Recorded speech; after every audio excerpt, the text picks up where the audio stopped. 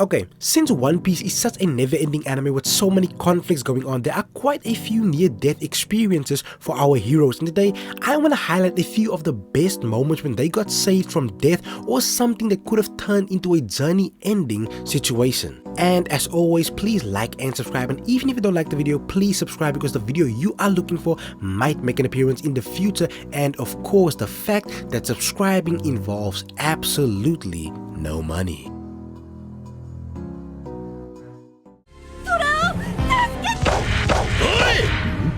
泣いて嫌がるうちの仲間に近寄んじゃねえよ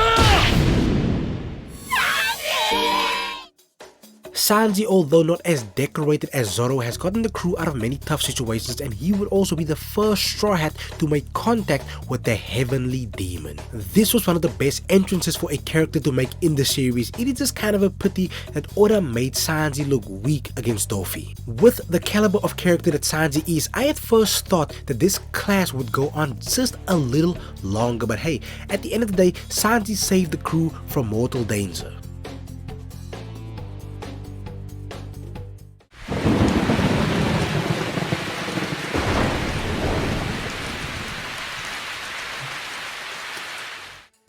Pre-time skip Luffy was no match for Smoker, and this was mainly due to his devil fruit ability. And Luffy almost didn't make it to the Grand Line, but luckily for him, his father made an appearance in Locktown and saved him from Smoker. If it weren't for Dragon, Luffy's journey could have been cut short very early on in the story.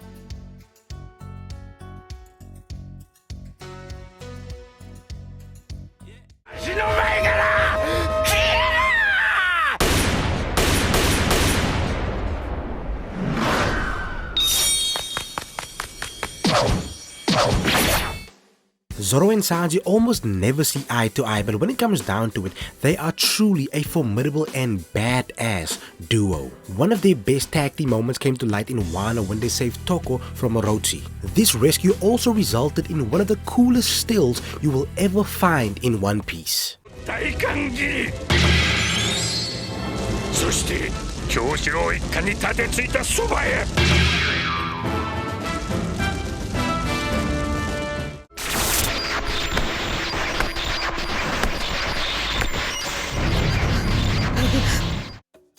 One thing about me is I will defend Blackbeard to death. I believe Blackbeard is one of the coolest characters in the story, and I want him to be Luffy's endgame in some way, shape or form. But Rayleigh really made Teeth look like a fool in this one. Rayleigh is an old man, but he is still feared by many. This should just be an indication that he must have been an absolute problem back in the day. Blackbeard is not weak by any means. He for sure has cowardly tendencies, but he is more than a force to be reckoned with. The man has two ridiculous powers, but he was still careful when it came to the Dark King and ended up letting Boa Hancock go. One Piece has really been cooking this year, and it doesn't look like the flames will stop anytime soon.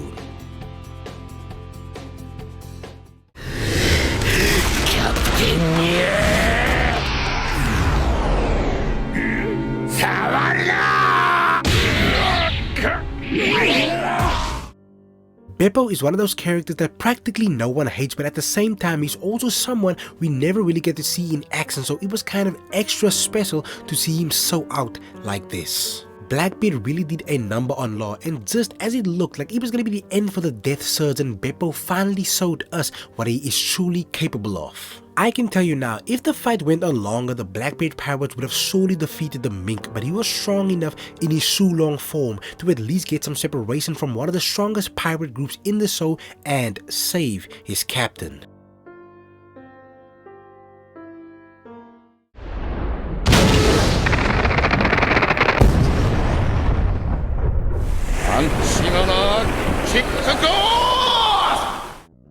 And yes, Sanji makes yet again another appearance, and this is most likely one of his most iconic moments of all time, and this happened back in the Alabasta arc. With the crew on the verge of death, Mr. Prince makes his grand entrance, and it was truly a sight to behold. Zoro vs Sanji is a never-ending debate, so whenever I talk about Sanji, I have to mention Zoro. Zoro may be more flashy than Sanji, but in no way is he smoother than Mr. Prince.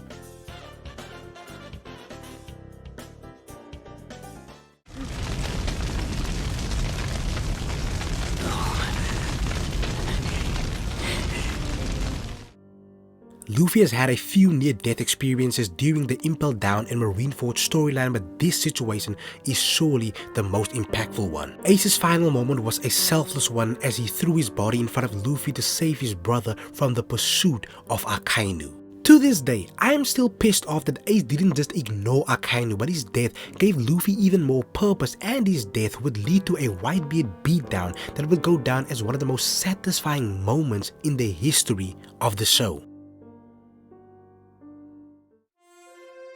The Wano arc is one of the most legendary arcs, no question. At times, I got a little irritated because it was so long, but it surely blessed us with almost too many great moments. And at the end of the arc, during the celebration, Shanks made his appearance. Now, I think we all know that Yonko are above admirals, but the way guys like Akainu Fujitora, Aokiji and Kizaru carried themselves, you at least knew that they could put up a decent fight. And even though Green Bull is also in that ranks of power, Shanks just disgustingly flexed on him so hard that it kind of made him look like a bitch. Green Bull is for sure a mighty individual, but Shanks stopped him in his tracks with haki only, and it was far away from the battlefield. Look guys, I'm telling you, the day Oda graces us with a full-fledged fight involving Shanks, the anime community is for sure gonna lose their minds.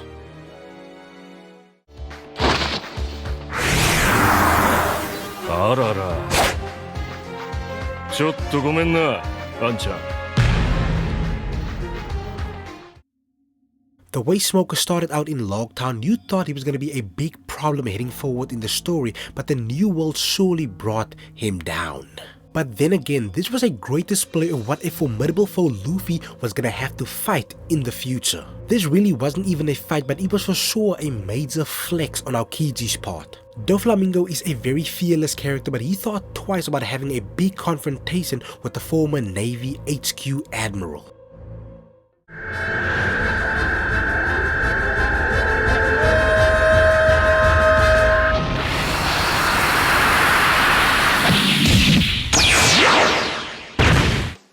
I can honestly say that this is the save that is practically lasered into my brain. It is one of the first things that comes to mind when I think about this category. And another thing about this situation is that Rayleigh delivered one of the cleanest entrances you will ever find in anime.